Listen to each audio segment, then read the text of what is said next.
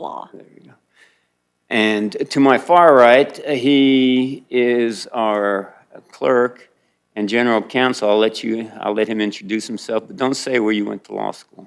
Bobby Ramirez, University of Texas. And Brian Quinn, thank you, Texas Tech University School of Law. It's kind of like coming home here. Of course, for some of us, this was not here when we were here. So. But it's good to see that we've grown. First case we have this morning is 07-25-00010-CR, Christopher Taylor versus State of Texas. Mr. Wetzel, are you ready? I'm ready, Your Honor. Thank you. And for the state? Holly Taylor here from the state of Texas, and I'm ready as well.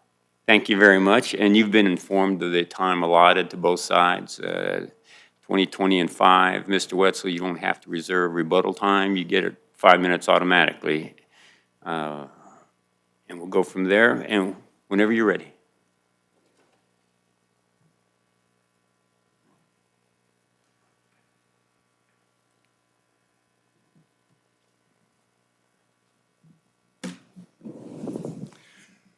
May it please the court.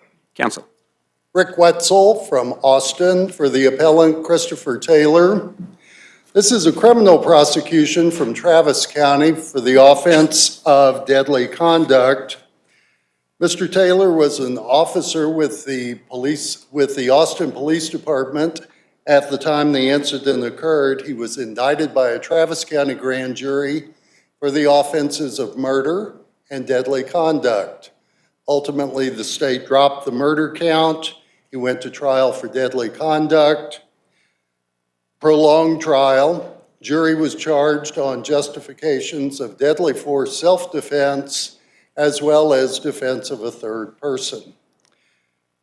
The jury ultimately found Mr. Taylor guilty, and he was assessed 2 years punishment in the penitentiary by the trial court.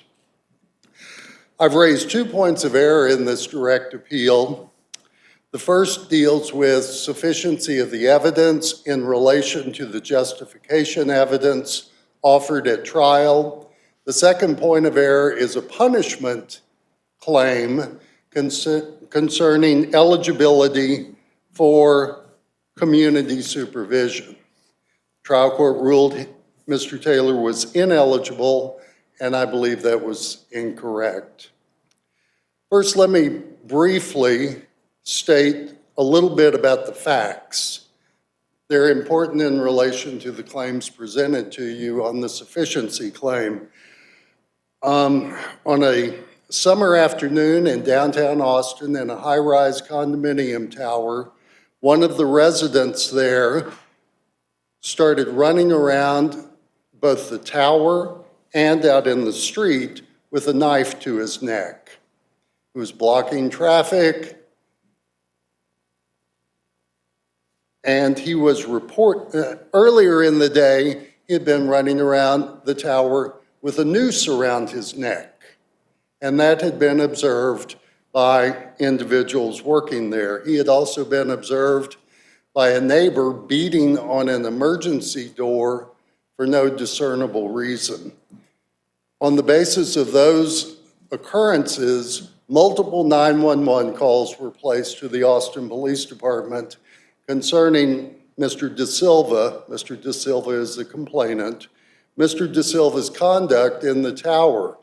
We had multiple officers respond to those calls.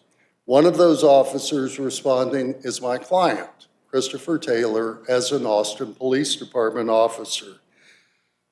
Ultimately, the officers determined that Mr. De Silva was on the 5th floor of the condominium tower, which is a common area comprised of swimming pool, lounge, workout place, and the officers rode the elevator to the 5th floor to confront Mr. De Silva and tried to get the situation under control.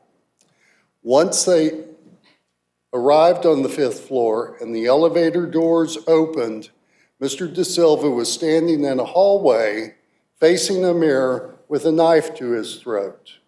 The officers yelled at him, to drop the knife, show us your hands. He turned from the mirror, put the knife down at his waist, from his throat to his waist, and started approaching the officers. Probably 3 to 4 feet away from the officers.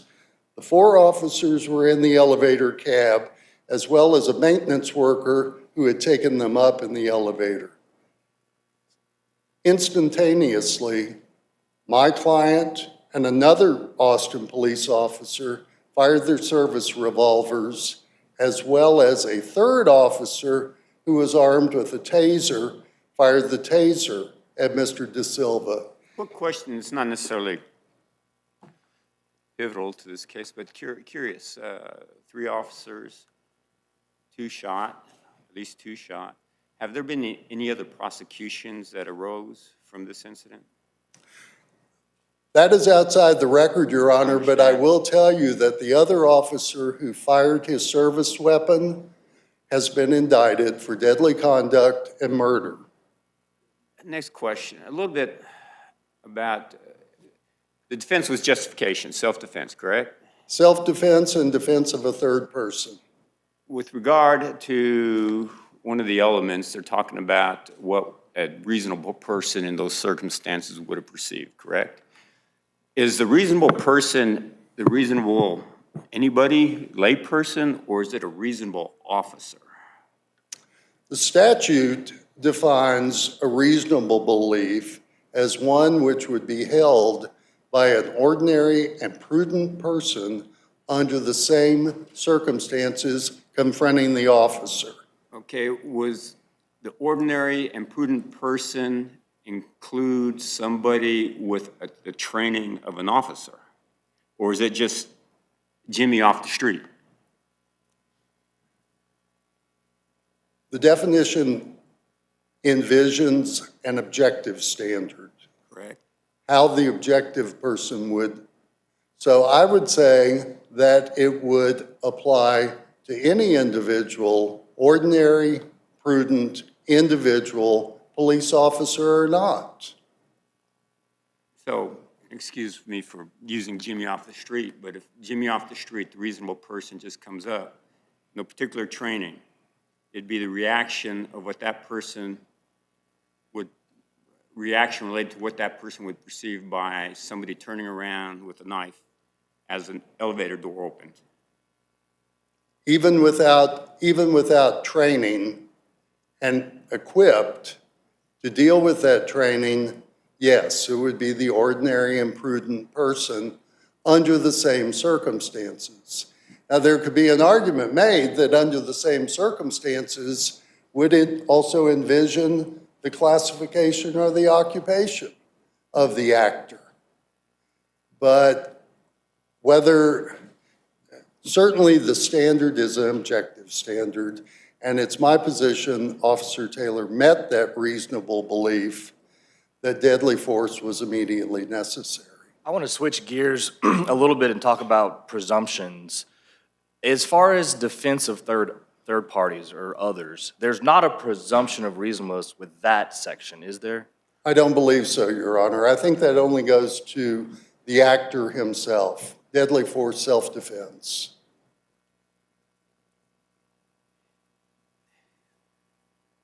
I guess the framework too, I understand the standard of review. But the framework, do you look, we normally look at the entire record to see if there's the quantum of evidence supporting the jury's verdict. There's some evidence on which reasonable jurors could decide as they did. But is the real focus on those few seconds as the elevator door opened? Or do we look at what maybe others testified to as the training of officers that may be in the evidence, things that happened before they got on the elevator and the door opened? I think the training the officer received is certainly relevant to his mindset at the time he's confronted with this man approaching him with a knife. I think that is important. In terms of, Is that related, is it relevant to the mindset regarding the elements of deadly conduct? The mens rea for deadly conduct, or does that have any relevance to the justification action? you know, Do if they you, blend? I guess if you look at the statute, and I know you have, but 932 is the deadly force self-defense statute. It speaks in terms of immediately reasonable, imminent commission.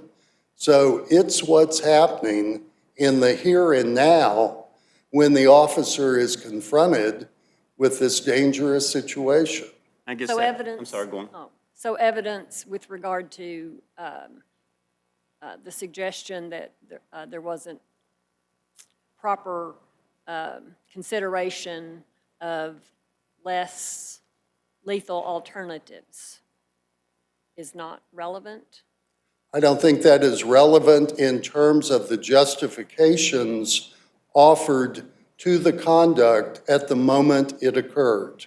I cite a couple of cases in the brief talking about the importance of the moment, the way the man responds to the threat. Well, we had 3 officers respond in the exact same way. You did. They all discharged their service weapons at the exact same moment, and there was no coordination in that regard. That is how those 3 people responded in real time, separated by less than a second. Was it Officer Cast, the one that fired the taser? That's correct. Okay, and other than Cast, I know he testified at trial. Were there any other officers that testified at trial that were in the elevator? There was an officer at the very back of the elevator who had been assigned the duty of hands. Hands-on? Right. And, you know, they had divided up the duties when they were going up and decided who would tackle which chore. And the officer at the very rear of the elevator testified at trial, and his testimony was by and large consistent with that of Cast. And he indicated that while he had been assigned the use of hands to deal with the situation, had he been assigned the use of a firearm, he would have shot the man based on the threat presented just that quick. Turn around and there's that man coming at you with a knife.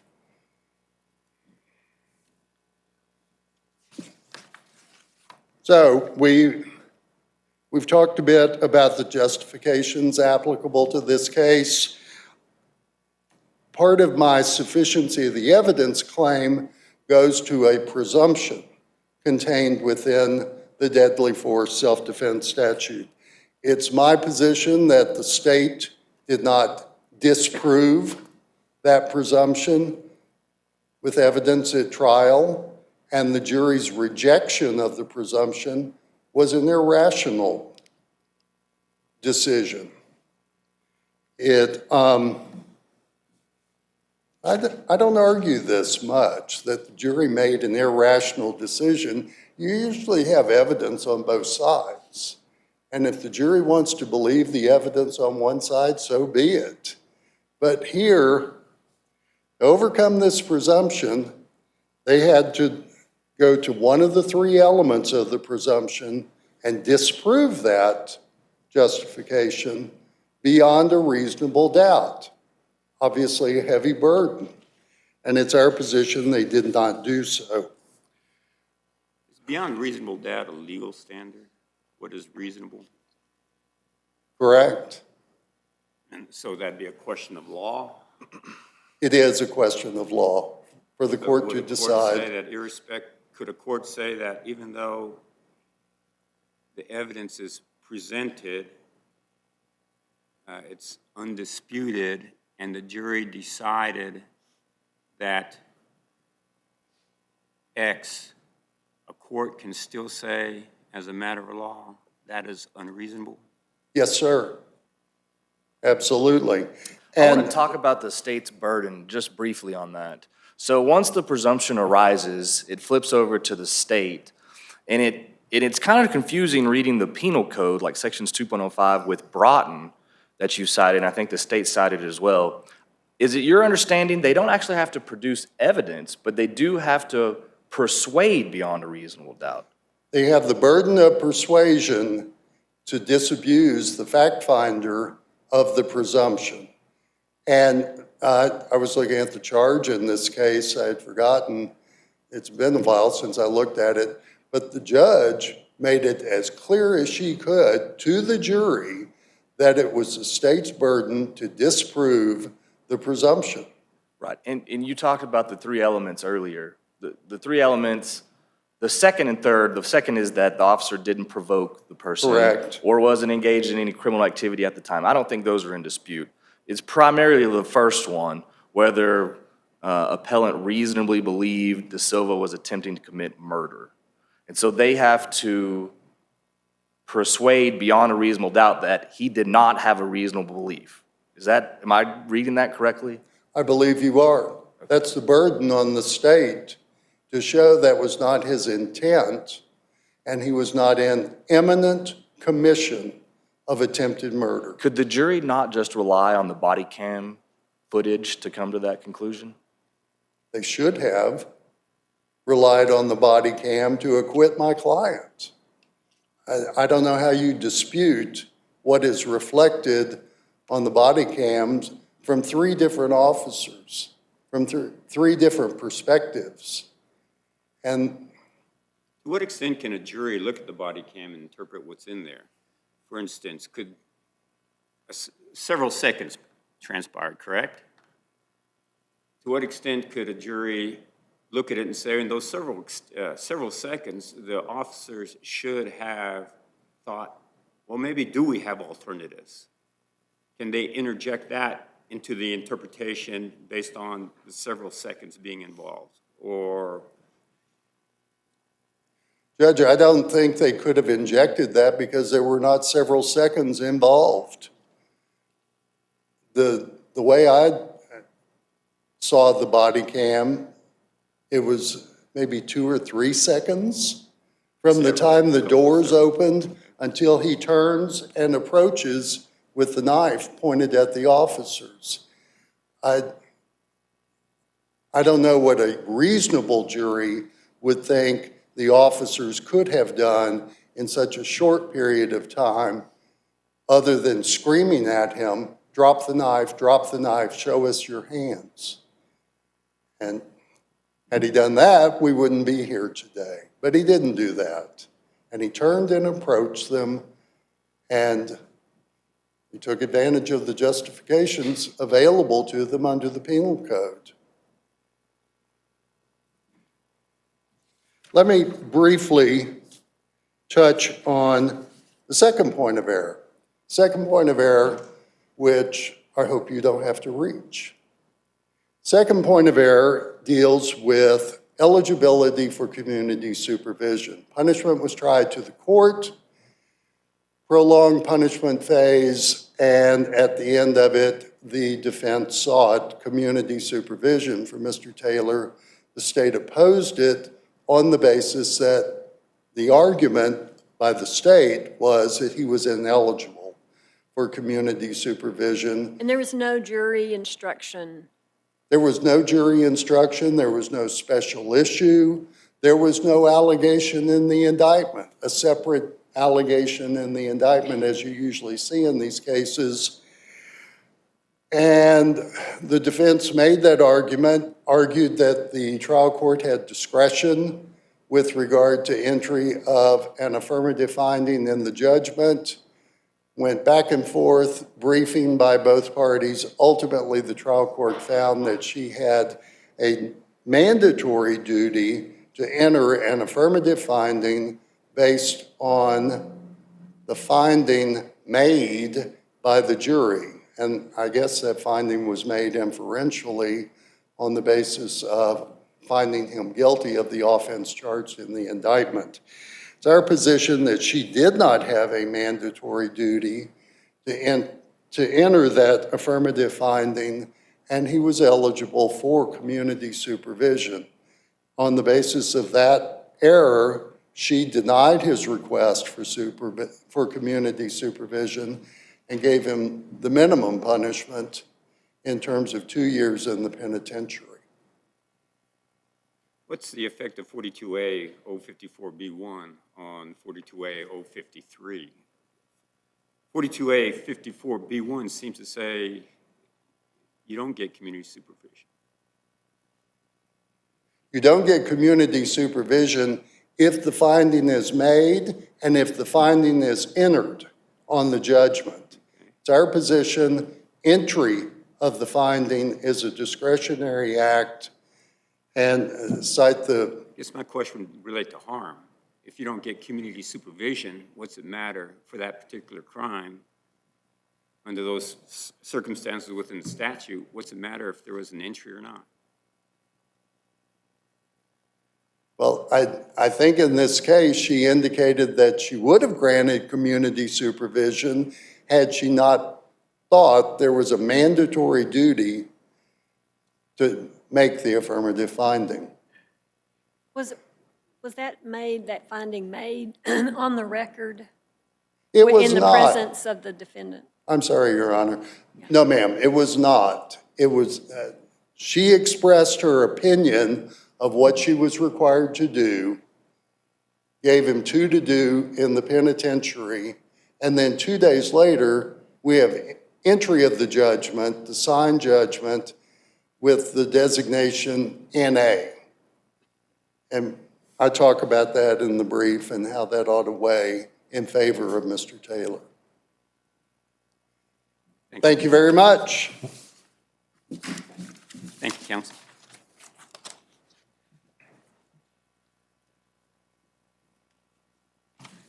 May it please the court.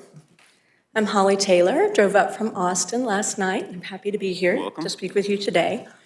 I'd like to start off with addressing, I think, one of the critical questions that Chief Justice Quinn asked about, and I think the other justices were concerned about as well, and that is whether the court is confined to looking at the critical moment when this shooting took place, or whether the court can consider a more expansive totality of the circumstances in analyzing whether or not the presumption applies and in analyzing whether or not the jury's decision was that of a rational jury with regard to rejecting the justifications of self-defense and defense of third person.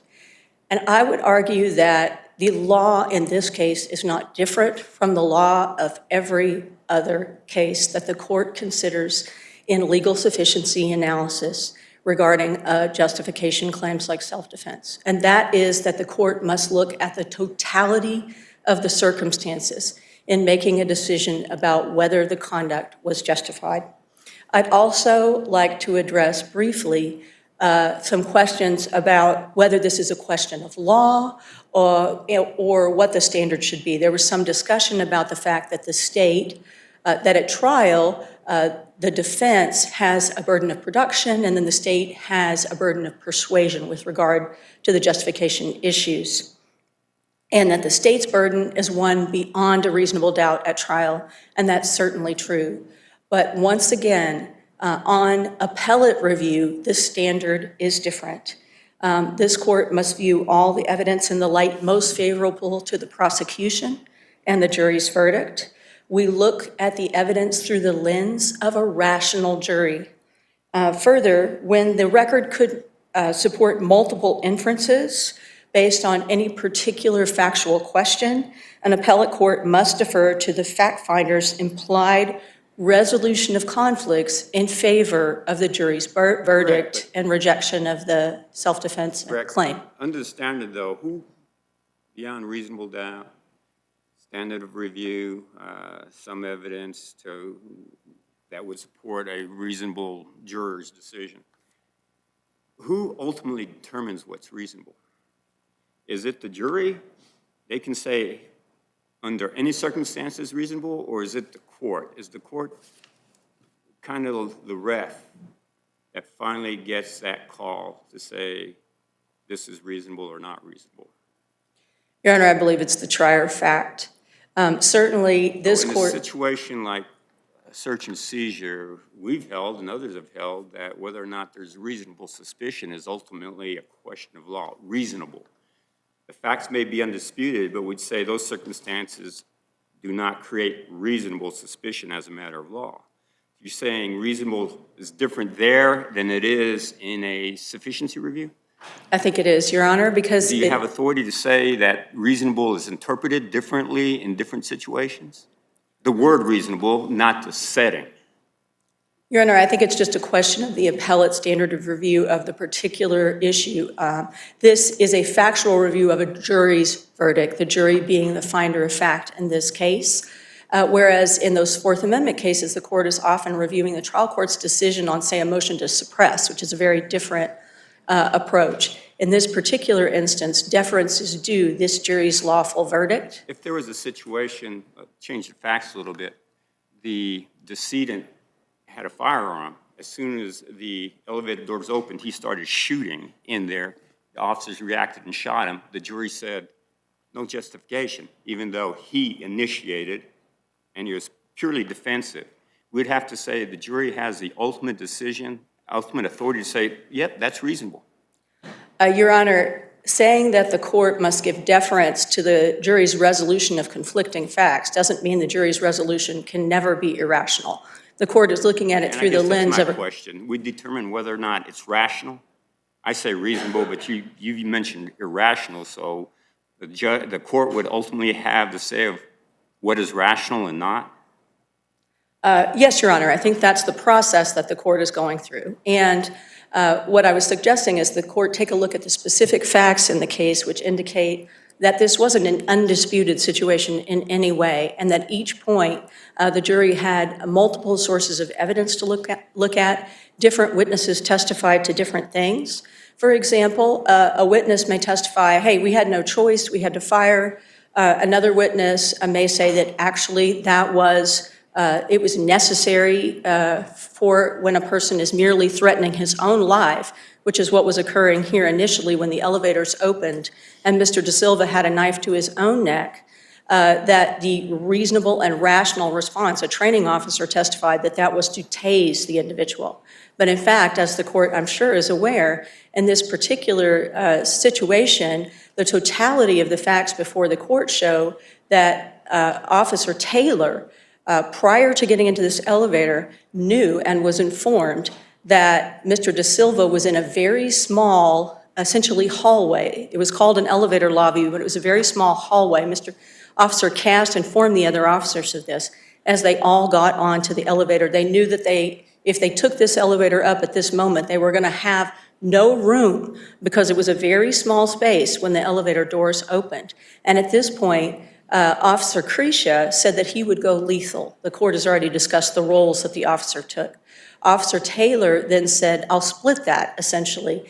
They both draw their firearms. Officer Cass says he's going to go less lethal. He's got the taser. Officer Taylor says, I'll step right here, and steps right in front of Officer Cass, who has the taser, making it almost impossible for Officer Cass to deploy the taser and delaying the deployment of the taser. And yet we have a training officer and others. I mean, we've all watched the body cam and everything. I understand your argument there. Let's say, yeah, the officer's made a terrible decision to place himself in front of the less lethal.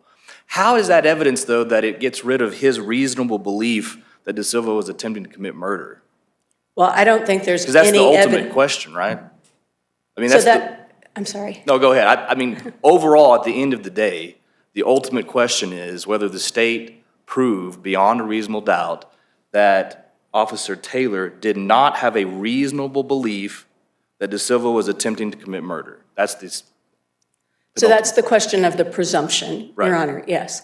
And I think the record is frankly overwhelming that Mr. De Silva had no intent to harm anyone but himself. And there was plentiful evidence to this effect. In fact, as the court is probably aware, an individual who was merely a civilian from College Hunk's moving service did exactly what these officers did not. A mere minutes before this happened, as Mr. De Silva had the knife to his own neck and was approaching an elevator that they were using, as the movers were using, this individual said, "No, we're not doing this today." In a calm voice, Mr. De Silva turned and walked to another But elevator. how can that be imputed to Taylor? Well, actually, this individual attempted to talk to Mr. Taylor about what had happened. And Right, I read in your brief that he attempted to talk to him, but then in your brief it says Taylor didn't listen. So he doesn't have that knowledge. How can we impute that to him if he didn't even talk to him? Same So, thing Your with the Honor- noose that Mr. Wetzel talked about. You keep saying totality of the circumstances, but how can we impute that to Taylor if he doesn't know these things? So actually what he did know is that this individual was suffering a profound mental health crisis, that he had held a knife to his own neck and I believe counsel said a noose, it was a string around his own neck, that he had been gesturing with suicidal gestures for the whole day. He had been walking around this condo complex with this knife held to his own neck, clearly threatening to harm himself. There is no evidence that he at any point during this process attempted or threatened to harm anyone else. Three So different civilians that'd be my next called. question. Do you disagree with Mr. Wetzel, how he phrased it, that after he turned from the mirror, De Silva moved the knife to the waist and approached the officer? So actually, I don't, and I'm going to explain. Yes, that happened, but not in the way he characterized it. And you can watch the videos, as the jury did for 4 days. They watched these videos, and they never indicated that they were hung. They carefully reviewed these videos. They compared it against the testimony as they deliberated for 4 days on this. But actually, I think what it looks like to me is that Mr. De Silva had the knife to his own neck. The elevator's doors open. All of this happened in a matter of a couple of seconds. The officers begin screaming all at once, "Lower your hands, drop the knife." They never said drop to the floor. They never said stop. And Mr. De Silva, to my mind, appears to be attempting to comply with the officers. As he turns, the steps that he took, it's not that he turned and then took steps towards the elevator. If you look at the video, it looks to me, and I believe it looked to the rational jury in this case, as though Mr. De Silva merely was holding the knife to his own neck. He's turned away from the officers. The elevator's doors open. They begin yelling, "Lower your hands, drop the knife." He lowers both of his hands and turns, and he is attempting to comply with the officers. At the very minute they fire multiple shots in his direction. Evidence shows 5 of those were fired by Mr. Taylor.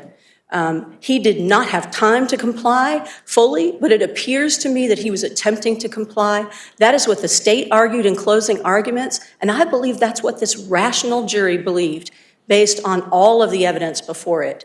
I encourage you to watch the body cams of all the officers, especially State's Exhibit 17, Officer Taylor's body cam, and the still photos. Do we look at that through the eyes of the officers at that time?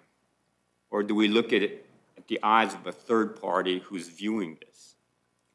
So, of course, the standard is that of an ordinary, prudent person. But that is related to that, you mentioned training officer said you tased. I had asked opposing counsel, is the ordinary prudent person with the training of a police officer, or is it Jimmy off the street? So I believe that this is a totality of the circumstances test, and that we look at it with all the information that we have. So we look at it based on all the steps that were taken by Officer Taylor and the other officers as they made that decision, that critical decision to get on the elevator. Officer Taylor made that critical decision to step in front of the tasing officer to block his path. As they made the critical decision to bring a civilian on that elevator with them, But and all they of made the this is critical decision to shoot. All of this is before the moment he pulls the knife down and approaches the officers. Once again, I believe all of these steps are critical. Opposing counsel cited the Broughton case and also the Villarreal case. I encourage you to take a look at those cases. He cites those as examples of where courts only looked at the critical moment in assessing a self-defense claim. In fact, that's not what happened in either one of those cases. In one of those cases, they looked at the fact that the defendant in that case had actually punched someone earlier in the evening.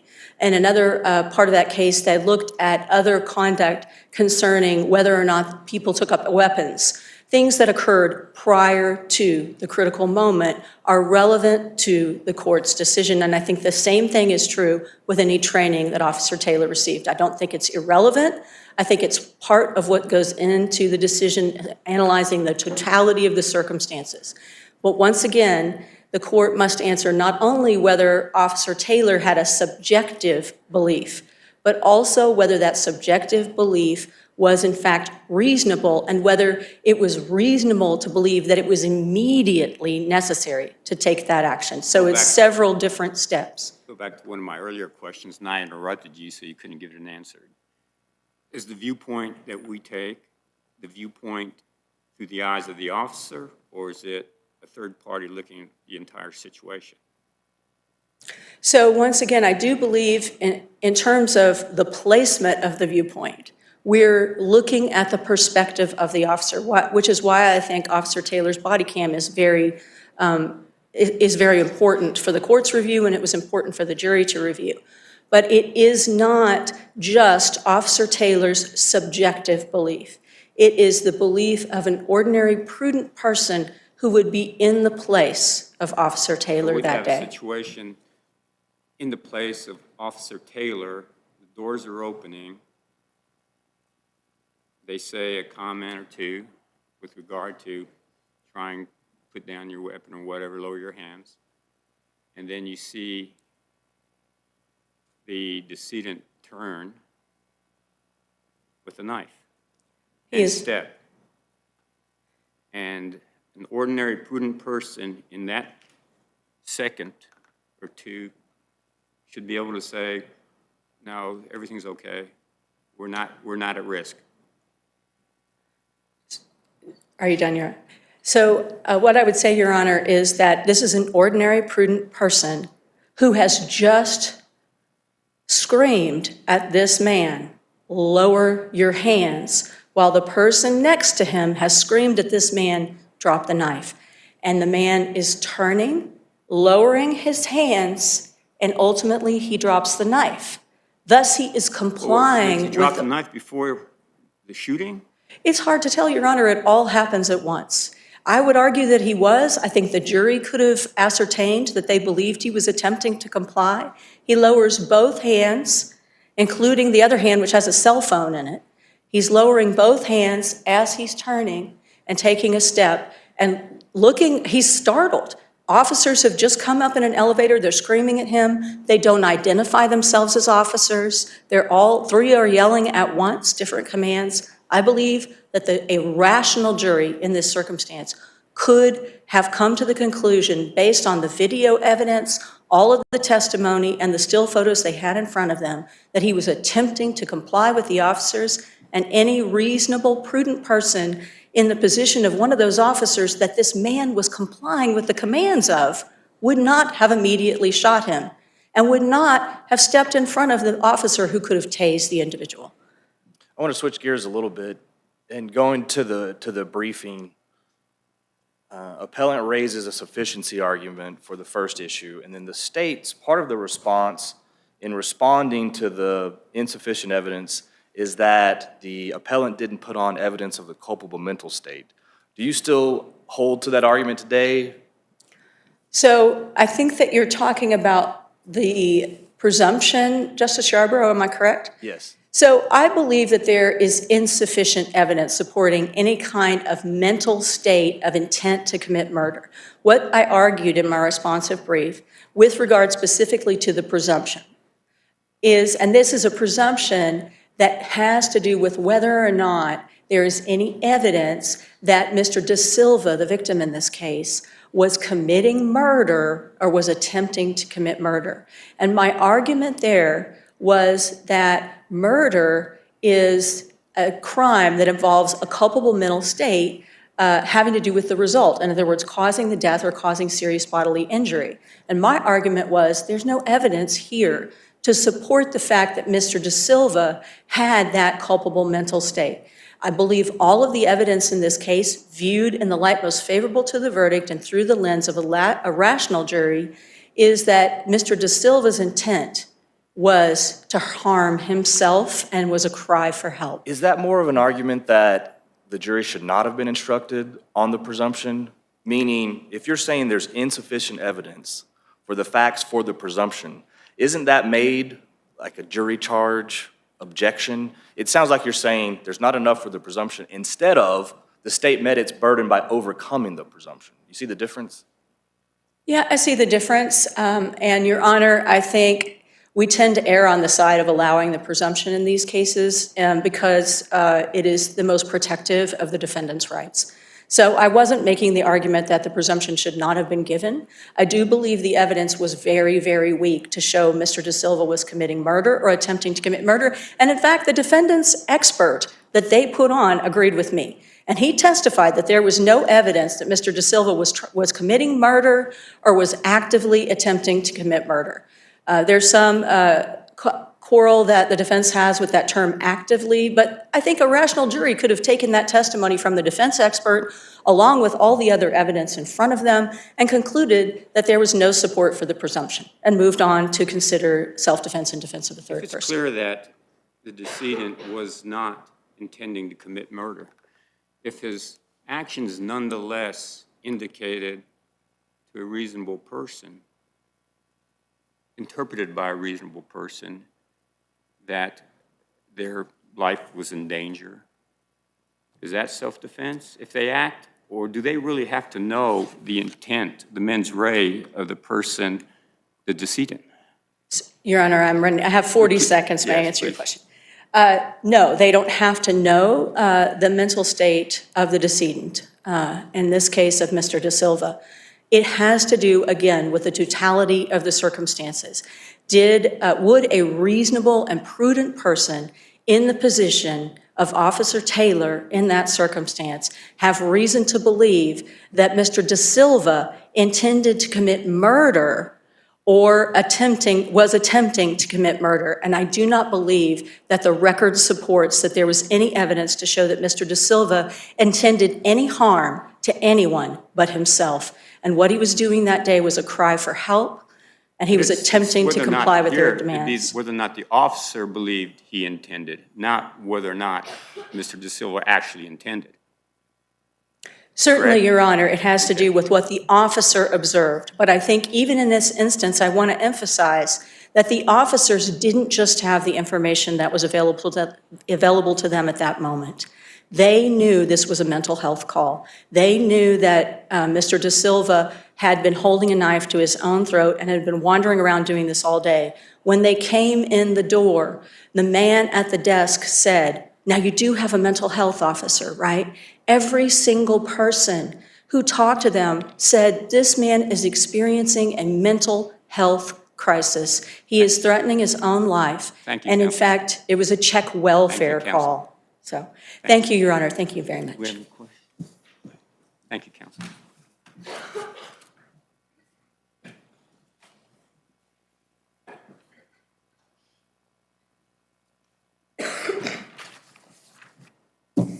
May it please the court. Counsel. This case is going to turn on the sufficiency claims and whether this court, in its role as an adjudicator of the law, finds that a rational jury could have rejected these justifications. To what extent can we interpret the video? Or do we have to look at the video through the eyes of the jury and said, yes, the jury could have interpreted it this way? You're not the fact finder. Understood. You're the law finder and applier in this case, and that's all I'm asking you to do. Okay. Does the video indicate that the decedent dropped the knife before the shooting? I'm sorry, Judge, I couldn't. Excuse me, do any of the videos indicate that the decedent dropped the knife before the shootings occurred?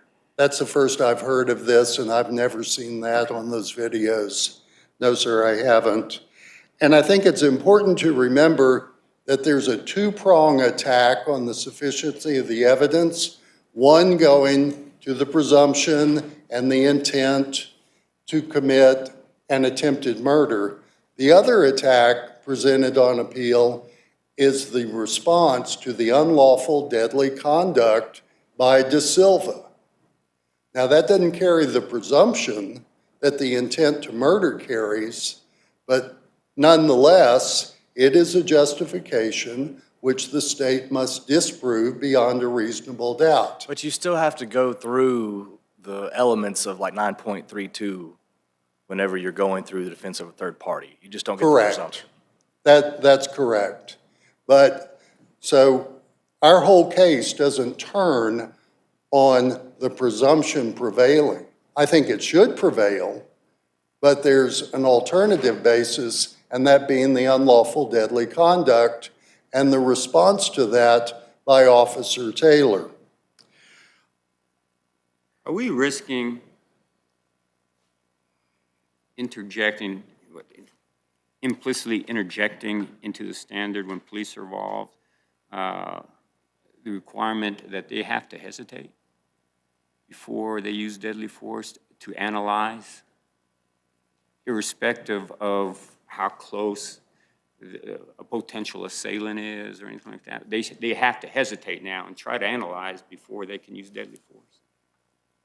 They should not have to hesitate and analyze. They should exercise their responsibilities of keeping society safe from individuals who want to harm other people or harm police officers.